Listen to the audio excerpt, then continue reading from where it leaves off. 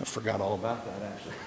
That thought crossed my mind. So anyway, so now Hiram has sent these guys to David, and there's cedar logs and carpenters. This is a connection that carries on beyond David's time and carries on into the time of Solomon, because Hiram is the guy that provides a lot of the cedar logs that are used in building the temple that Solomon builds later on.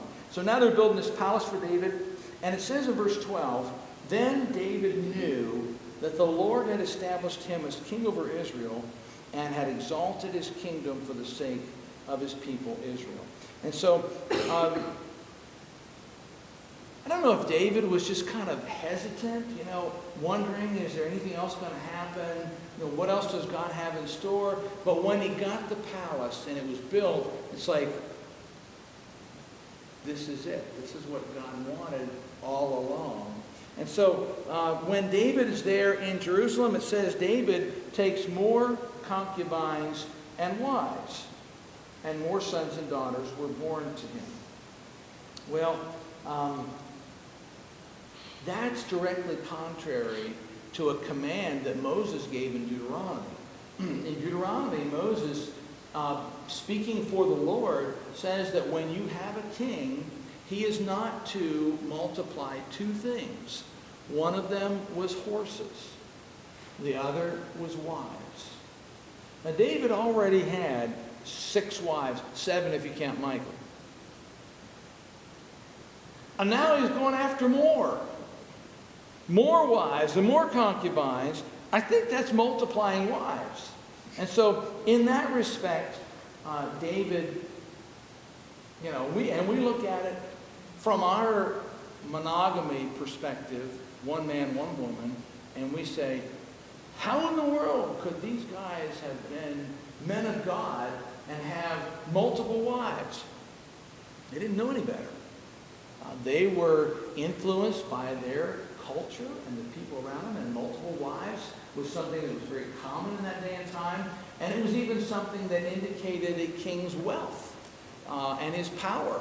And so David is not really spiritually minded. The sweet psalmist of Israel here is not singing psalms. He's out gathering wives and concubines. And so he's got a bunch of other children that are born, and we get names given to us: Shammua, Shobab, Nathan, Solomon, Ibhar, Elishua, Nepheg, Japhiah, Elishama, Eliada, and Eliphalet. Wow, a lot of different guys. Where in the world they came up with these names? I'm sure they had meaning, but it's really interesting. People can come up with... I've been substitute teaching in the Lynchburg City Schools, and I have encountered some extremely interesting names. And some of I can pronounce Bible names. But some of these kids, I can't pronounce their names, and the kids have to correct me and say, no, that's not how you pronounce it. And they help me to get it straight. So a lot of interesting names. A couple of them that we will hear from later. Solomon is mentioned. And then also we have Nathan, who's mentioned here. Now, you don't know anything about Nathan, but the kingly line from David came through Solomon. But you'll remember when you get into Matthew chapter 1, there's the genealogy of Christ. In Luke chapter 3, there's the genealogy of Christ. And one of them is the genealogy of Mary, his mother.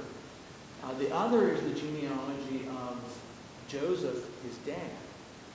And there's an interesting, and the reason I bring up Nathan at this point, an interesting curse, if you will, that is put on the kingly line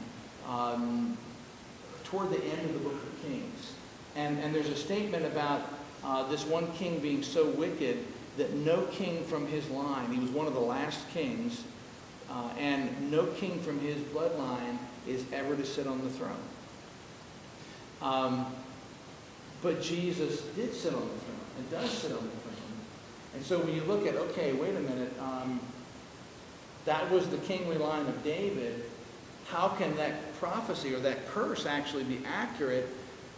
And yet, Jesus or Joseph and Mary both were of the line of David. Well, here's the way it worked. The legitimacy of the kingship came through the line of David, through Solomon. And that was Joseph's genealogy. He was legally the father of Jesus, but not actually. Now, when you go back and you trace the genealogy, you will find that Mary's line, who was actually the bloodline of David, comes through Nathan, the son, who was right here mentioned in chapter 5.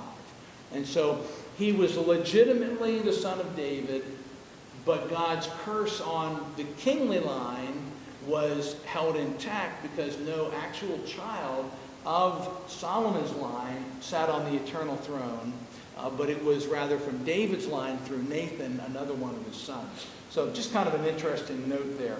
Now, Philistines are kind of ticked because, they had taken David in, and they kind of kept an eye on him for a while when Saul was after him. And Achish had befriended him, made him his bodyguard. And David even has guys from the Philistines who are now with him, and they're still with him and will be with him the entire time he is king. And so David has a favorable connection, but the Philistines are ticked because they hear that David's been anointed king, and they're really uptight about it. And so it says they go out in full force to search for him. But David hears about it and goes down to the stronghold. Now, David didn't want them to come on into the land, so he went down and he engaged them where they were. And it says that the Philistines spread out in the valley of Rephaim. And David says to God, should I attack them? Will you deliver them into my hands? God says, yep, go. I'm going to give them into your hands. So David goes, and David defeats them, and he defeats them so badly that all the idols that they had brought with them, they kind of leave them abandoned. And so David and his men carry them off, and according to the law, again the law of Moses, they were to have taken those idols and burned them. And I think we can be pretty sure that's what they actually did. And then again the Philistines came up, same place, David says, God, should I go after him again? And the Lord says this time, don't go straight up. Circle around behind them and attack them in front of the poplar trees. And this is kind of interesting.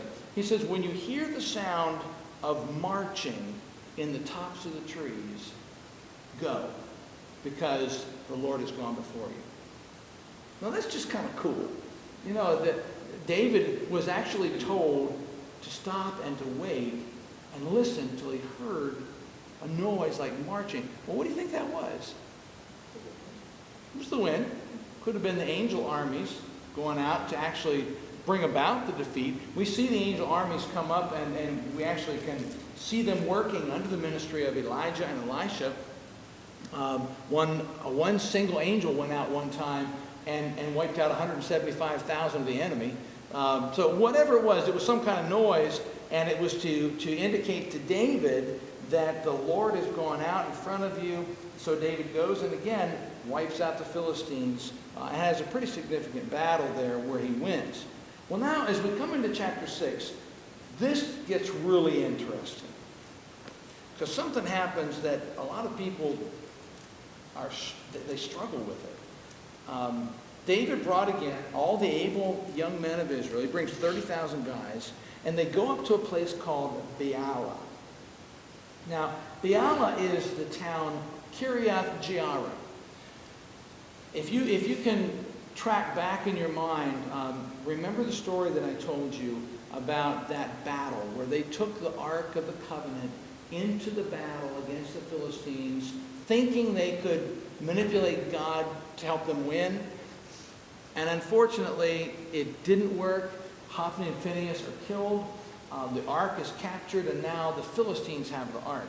Well, when they, after 7 months of being tormented with the physical problems and the rats that they had, they sent it back to Israel, and it went first to a place called Beth Shemesh, where some of the people of Israel actually lifted the ark cover and looked into it, and a bunch of them got killed because they shouldn't have done that. Then they took it on from there to a place called Kiriath Jearim. Well, that's been 70 years ago. And so David is like, you know what? I'm not content to have the visible, the piece of furniture that represents the presence of God. I'm not content to have that at Kiriath Jearim or Baalah. I want it in Jerusalem next to me. And it was an honorable feeling that David had. It was an honorable thing that he did. But let me tell you this too. Look what it says. It's right here in verse 2. It says that the Lord Almighty is enthroned between the cherubim on the ark. Now, if you remember the Ark of the Covenant, it was a box it was about this long, and it was about this wide, it was about that high. The bottom of the box was made out of wood that was covered by gold. But the lid was solid gold. And on the solid gold lid, there were 2 solid gold cherubim. Cherubim are 4-winged angelic beings. There are 3 different kinds of angels that are talked about in the Bible. One kind of an angel often appears as a man or as men. They're the ones that have 2 wings. Then there are cherubims, which Israel was very familiar with. They were the 4-winged angels. And then in Isaiah 6 and Revelation 4, we read about ones known as the seraphim, which were the ones with 6 wings. So, a little crash course in angelology there.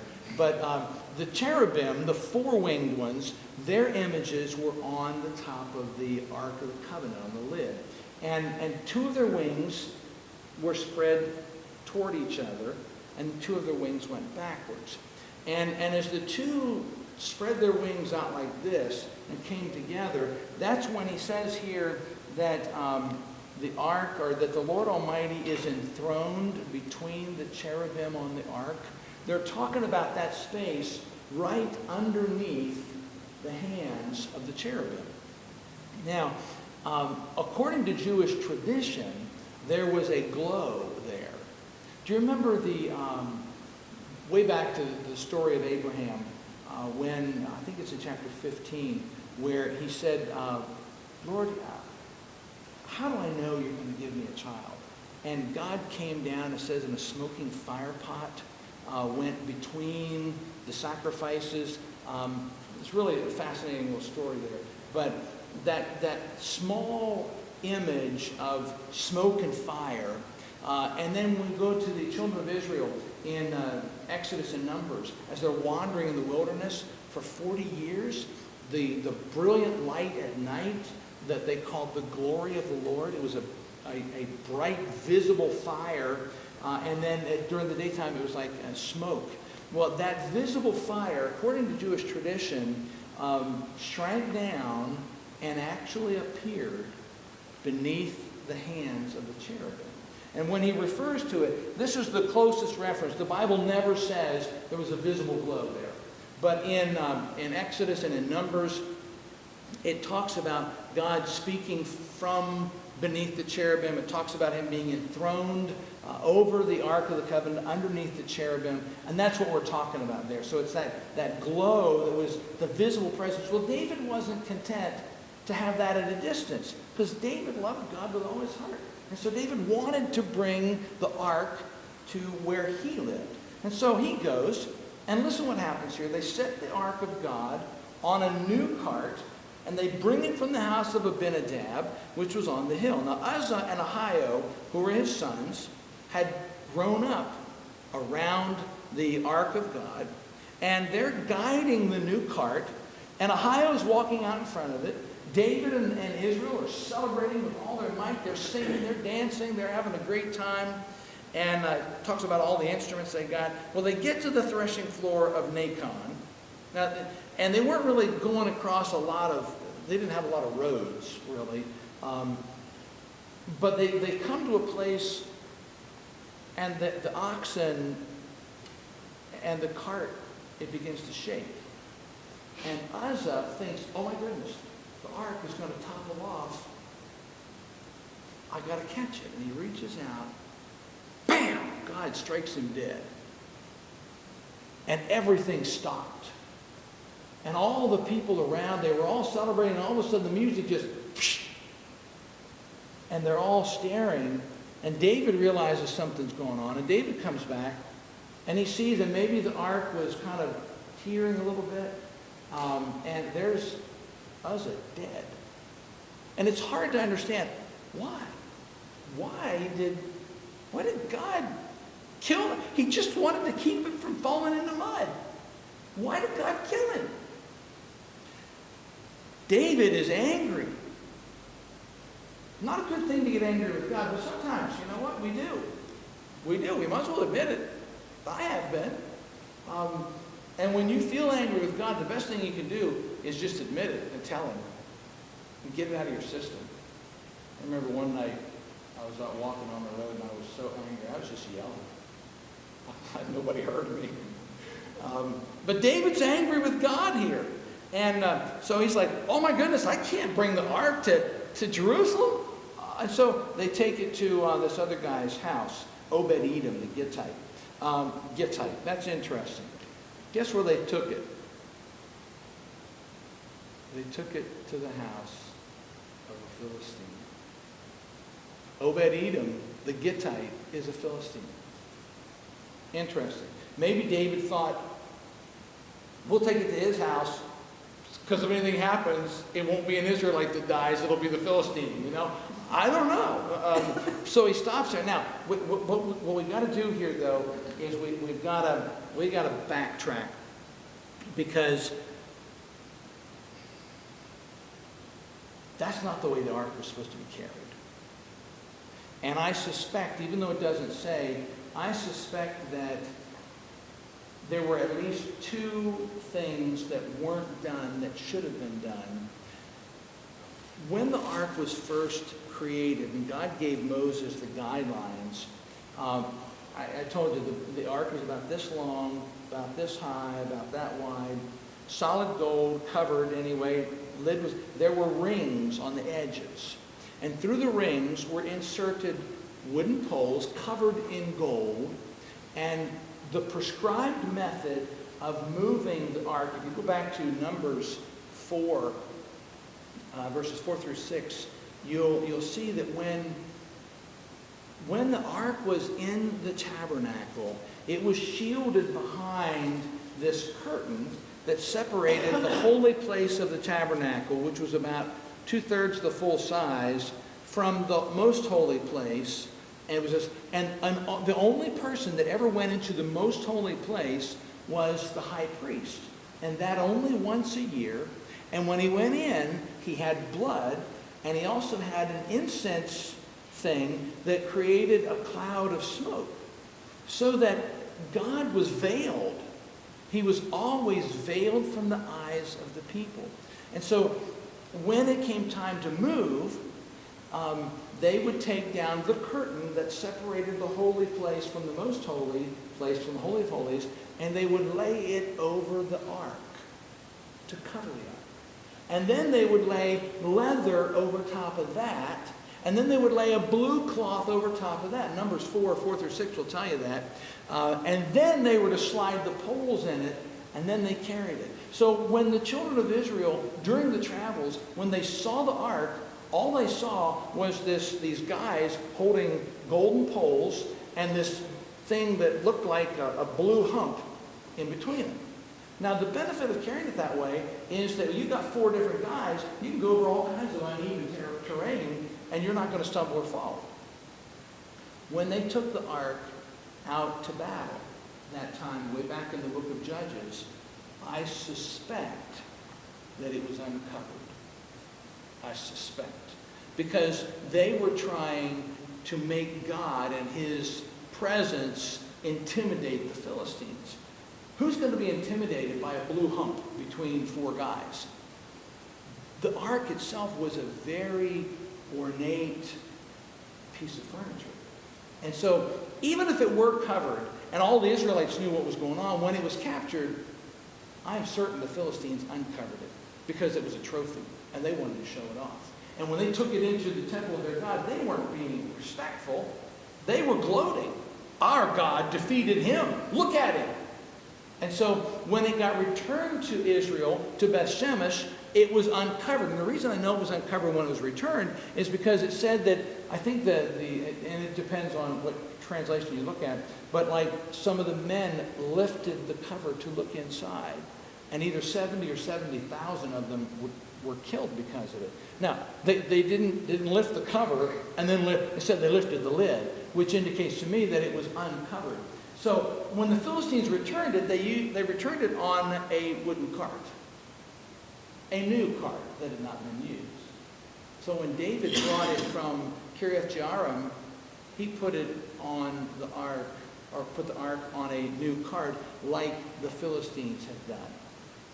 And so because David transported it wrongly and probably had it uncovered,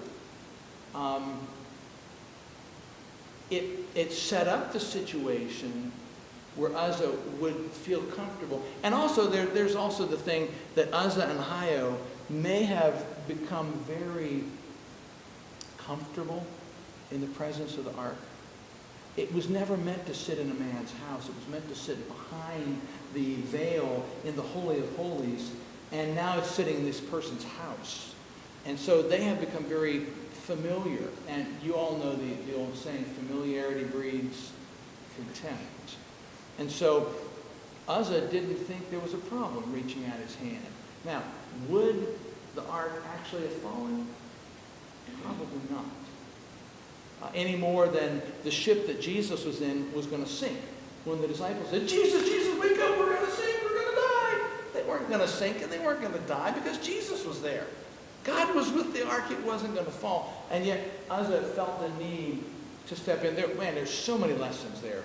And we're out of time. But David kind of steps back, and through his time of pain, through his disappointment, and maybe some guilt at the death of Uzzah, David begins to do some research. And he begins, see, every king of Israel was supposed to have their own personal copy of the law of Moses. And they were supposed to read from it regularly.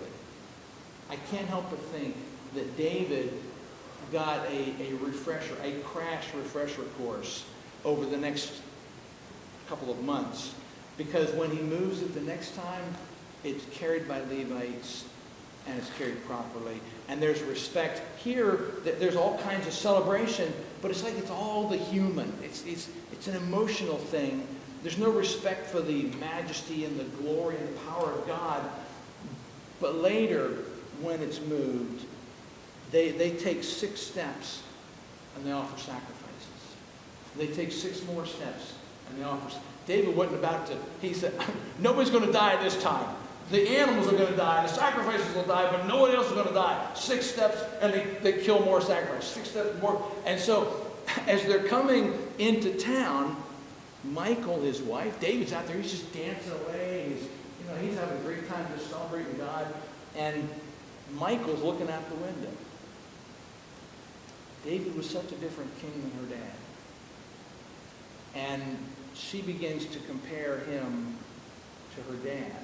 Her dad was a very sober, very serious, if not, a little melancholic and paranoid too. But never did he ever get extravagant like David was doing. And it says she despised him in her heart. And then she did what sometimes wives do. I'm sure none of you ladies ever do this. But when her husband walked in the door, she took him to task for his actions. She jumped on him. And David was like, hey, I'm going to keep celebrating with God. And besides, God chose me and not your father's house. And that was it for him and Michal. And from that day on, David didn't have anything to do with it. And it makes it pretty plain there at the end of the chapter. Here's how it words it. And it says, and Michal, daughter of Saul, had no children to the day of her death. What does that tell me? David said, I'm done with you. You're in my house, that's all I need, you're here, but don't bother me anymore. If you're going to feel like that, and it's a shame that when I look at that, it makes me so sad because I think of that early love that David and Michal had. And then David had to go on the run, and he ends up getting other wives. And now, 15 plus years later, they're back together, and things aren't the same. And now they're separated but living in the same household. It's a sad state of affairs. So, at any rate, that brings us through the end of chapter 6, and we'll pick up with 7 next week. Let's start. Father, thanks for the opportunity tonight to talk about David. A man that your word tells us the good about and the bad about. And yet when we know that David was a man who loved you, it encourages us because, Lord, just like David was a frail man, so are we. All of us are. We've all got our faults. And we all make mistakes like David did. And yet we can rest assured that you love us also. And for that we are so grateful. We don't really understand it, but we're grateful. Help us to live in that love this week. And help us to honor you for your holiness. And honor you for your majesty. May we reverence you in our lives. In the name of Jesus, we pray. Amen. Have a great week. You too. Thank you.